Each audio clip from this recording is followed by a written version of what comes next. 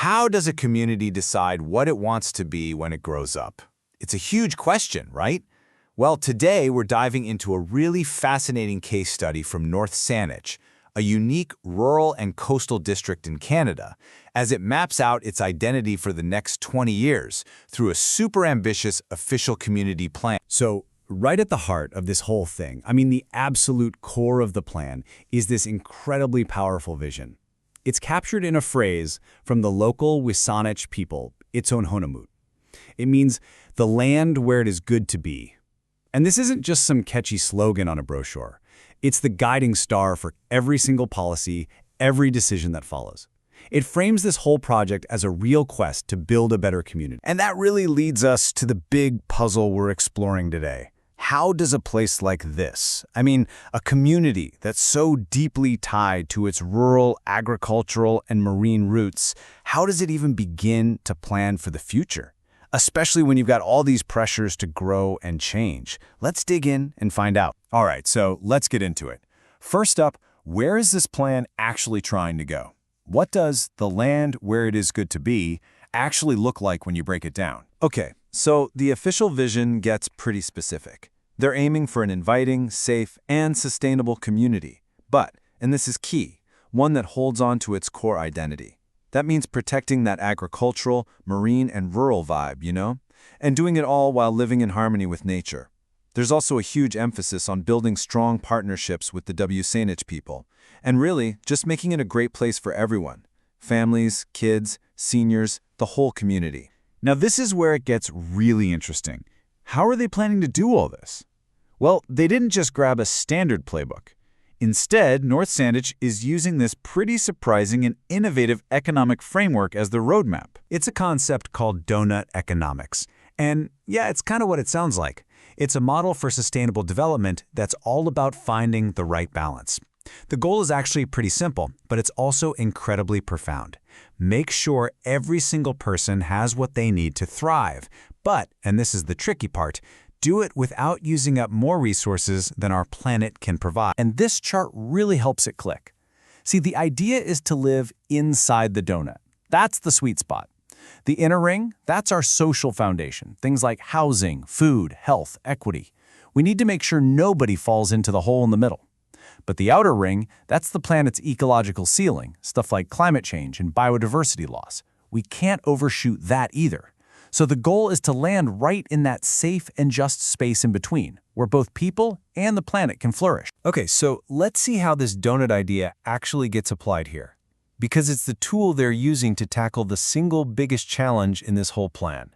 That classic tension between growth and protecting the community's character. And man, are they caught in a tough spot. You could call it a tale of two mandates.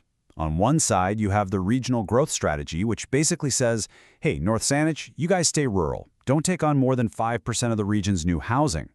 But then on the other side, you've got a direct order from the province saying you must build more homes to help with the housing crisis. They're literally stuck between a rock and a hard place. And that pressure from the province isn't just a suggestion. It's immediate and very specific. They have to build 419 new housing units by 2029.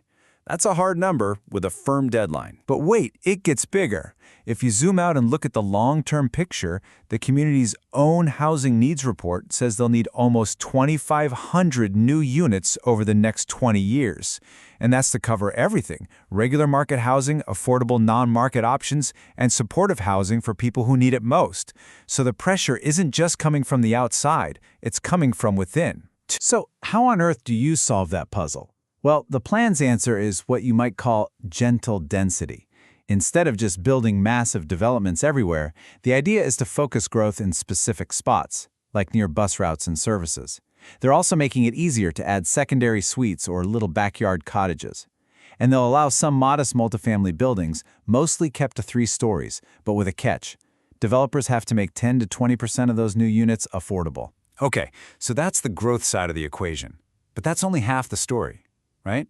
To stay inside that donut, the plan has to also get serious, like really serious, about protecting the stuff that makes North Saanich special in the first place. We're talking about its land and its water. And their commitment here is no joke. Just look at this. A massive chunk of the district, over a third of all its land, is already in the agricultural land reserve, meaning it's protected for farming. On top of that, they're setting some really ambitious goals for their trees, aiming for no net loss of the tree canopy and a target of 30% coverage in every single neighborhood. And this isn't just wishful thinking. It translates into real, practical, enforceable rules. Here's a great example.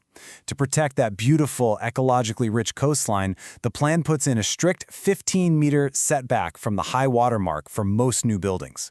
It's a simple rule, but it does a ton to protect both the environment and those amazing public views. So, a plan is just words on paper if you can't enforce it, right? It needs teeth.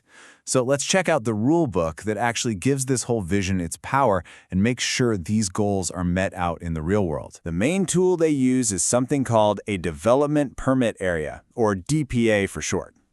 The easiest way to think about it is like an overlay on a map with a special set of rules. If you want to build or do any major work in a DPA, you have to get a special permit. And to get that permit, you've got to prove your project fits with what the community wants for that specific area, whether that's protecting the shoreline or guiding how new houses should look. This table gives you a quick snapshot of how it works in practice. For instance, you've got DPA 1 for the marine uplands. Its purpose? Protect the shoreline's ecology and the views. Its key rule?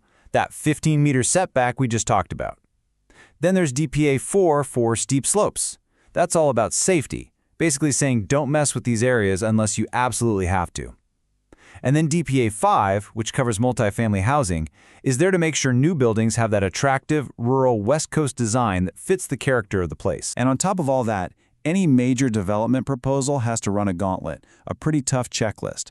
They look at its impact on the natural environment, they look at its impact on traffic and transportation, they check its impact on community services, fire, police, schools, and they assess its impact on local infrastructure, like the water and sewer systems. It's all about making sure that growth doesn't completely overwhelm what the community can handle. So, let's pull this all together. What does this journey into the future actually look like? It really comes down to one big question, doesn't it? Can a community really have it all? Can you have growth and character, new homes, and thriving nature? When you get right down to it, this entire plan is a massive balancing act. It's a real-world test of that donut idea. Can this community actually meet the very real, very pressing need for more housing while also respecting the ecological limits of its precious farmland, its forests, and its coastlines? And that leaves us with one final thing to think about. Is this incredibly detailed, values-driven plan from North Saanich a blueprint that other communities could follow? Places that are struggling with these same pressures. Or is this unique vision, this quest to truly be the land where it is good to be, something that's only possible in a place that already has such a strong, distinct identity to begin with? It's a fascinating question, and one that's going to become more and more important as communities everywhere try to figure out their future.